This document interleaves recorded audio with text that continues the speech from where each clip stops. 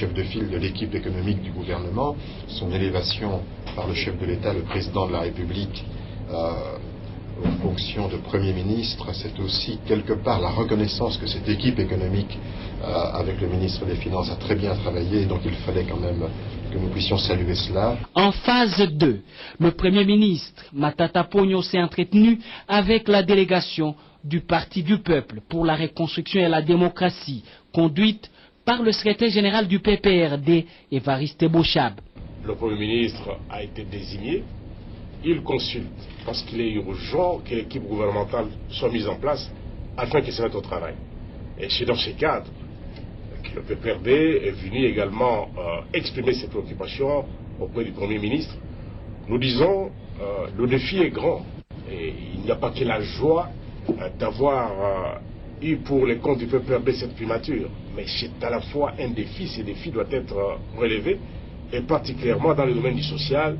Nous avons demandé au Premier ministre d'être assez sensible, d'être imaginatif, afin que son gouvernement puisse améliorer le vécu quotidien de la population.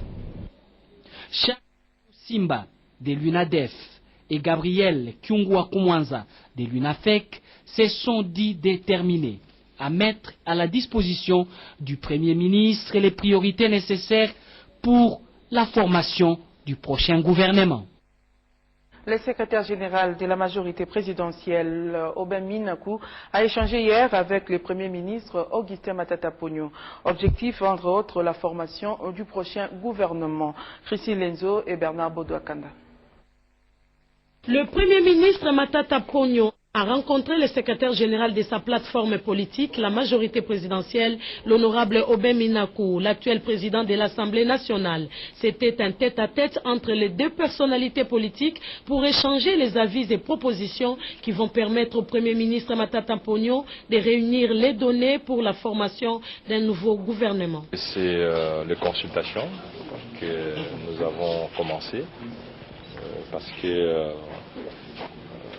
la Constitution prévoit des dispositions réglementaires et le Premier ministre, il est de la majorité présidentielle. Le gouvernement doit être formé en répondant aux mêmes exigences et donc il était de notre devoir de pouvoir nous entretenir avec le patron de la structure, la majorité présidentielle, pour avoir ses avis et considérations et nous donner un peu la philosophie de la poursuite et de nos consultations. Donc nous avons eu des entretiens très fructueux. Nous avons eu les avis et considérations de la majorité présidentielle, tout comme nous avons eu aussi la structure. De son côté, le secrétaire général du PPRD, Évariste Bochab, a procédé hier à la présentation du Premier ministre Augustin Matata Ponyo au cadre et militant du parti. C'était au siège du PPRD situé dans la commune de la Gombe. Joseph Oscar Mbalkaïj et Ludor Balekilai ont signé ces reportages. C'est un Bochab souriant et détendu qui fait son entrée dans la cour du siège national du PPRD sous les ovations de la base militante.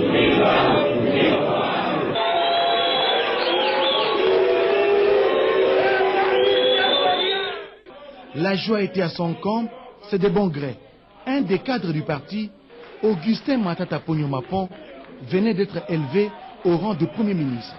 En tout cas, c'est tout le monde qui voulait donner une poignée de main à Matata Ponyo Mapon, de la mosaïque des députés nationaux du PPRD jusqu'aux simples militants. Aujourd'hui, nous avons toutes les commandes de manœuvre. Mais je voudrais obtenir une promesse de chacun de vous. Pour les fils que vous avez engendrés, les deux fils du pape, pour qu'ils réussissent dans leur mission, il faut qu'ils se sentent soutenus à chaque instant par vous, les parents. Évariste Bochab s'est vu le secrétaire général le plus comblé. Son parti a conquis le pouvoir et va bientôt l'exercer. D'où il a sollicité le soutien inconditionnel de tous les élus du PPRD et de la base militante à l'action des deux heureux promus, Augustin Matata Ponyo à la primature et Aubin Minakou à l'Assemblée nationale. À l'Assemblée nationale, le président Obeng Minakou a reçu les félicitations de l'ambassadeur de France en République démocratique du Congo, Luc Alad. C'était juste après la plénière d'hier vendredi 20 avril 2012. Jean-Pierre Kassangalambengu, Sido Kidiamboko et Kazo Kazadi. Le très remarquable empressement du président de l'Assemblée nationale, Obeng Minakou, de passer au plus vite à la concrétisation de sa feuille de route délivrée le 18 avril dernier s'accompagne décidément de la ferme volonté d'accélérer la mise en place des organes qui assurent le fonctionnement normal de la Chambre basse du Parlement de la République démocratique du Congo. Si on peut à tout prendre considérer cela comme la preuve que les membres de l'Assemblée nationale ont intériorisé la consigne de l'assiduité au travail dans une discipline librement consentie, 13 groupes parlementaires, soit 300 députés, se sont constitués à ce jour, non sans se doter de leurs bureaux respectifs. Revêtus du rôle purement consultatif, ces structures donnent leurs avis et considérations dans les matières dont l'initiative de décider de leur contour appartient à la fois à la plénière, au bureau et au règlement intérieur. L'instant d'avant la plénière, le président de l'Assemblée nationale, Obeng Minakou, a eu droit aux vives et chaleureuses félicitations couplées aux vœux de pleine réussite dans l'exercice de son mandat de l'ambassadeur de France. Obeng Minakou s'est saisi de l'occasion pour revisiter avec Luc Alad les axes prioritaires de son programme d'action durant les 5 ans à la direction de l'Assemblée nationale. La diplomatie parlementaire a été évoquée sous l'angle de la détermination de le renforcer par de contacts étroits entre députés congolais et français et de soutien à des actions du type formation du personnel administratif de l'Assemblée nationale. L'instauration du groupe d'amitié sera mise à contribution pour atteindre cet objectif. L'hôtel de ville de Kinshasa va désormais recouvrir les recettes de la ville selon la loi sur la libre administration. Message du gouverneur de la ville-province de Kinshasa, l'honorable André Kimbuta Yango, aux fonctionnaires urbains des affaires foncières. Suivez ces images et commentaires. La DGRAD ne va plus percevoir les recettes fiscales dues à la ville dans le secteur foncier. L'hôtel de ville de Kinshasa va désormais s'occuper du recouvrement de toutes les recettes que la loi sur la libre administration le lui reconnaît. L'honorable gouverneur de la ville-province de Kinshasa, André Kimbuta Yango, a transmis ces messages à tous les fonctionnaires urbains des affaires foncières. Il a annoncé au cours d'une visite d'inspection effectuée à la circonscription foncière de Lukunga. Le gouverneur a également promis de renforcer les conditions de travail de tous les fonctionnaires des affaires foncières et une prime de rétrocession qui passe de 5% à 10%, soit une augmentation de 100%. Il a aussi annoncé l'informatisation du secteur pour un meilleur rendement. André Kimbuta Yango tient également à améliorer l'image des marques de ses services urbains pour effacer l'image négative que l'on attribue aux agents bases des conflits fonciers. Après les districts de Lukunga, André Kimbuta Yango s'est rendu à la division urbaine de l'urbanisme, district de Moamba, avec les chefs des divisions de ces services qui impliquaient dans l'affaire de la spoliation du terrain ITA Mombele, pour lesquels le gouvernement s'est prononcé et a interdit la spoliation de cette colle.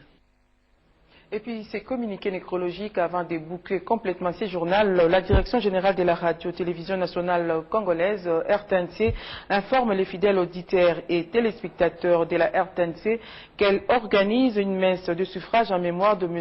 Théo Boniface Kayumbi Beya, décédé au Canada le 16 avril 2012. C'est samedi 21 avril 2012 à la paroisse Notre-Dame de Fatima à 14 h juste. Après la messe, les amis et connaissances de l'illustre disparu se retrouveront à la RTNC 2 pour une cérémonie d'hommage et de témoignages. Le présent communiqué tient lieu de faire part pour la direction générale Kabala Mwanamboui, directeur de la délégation générale.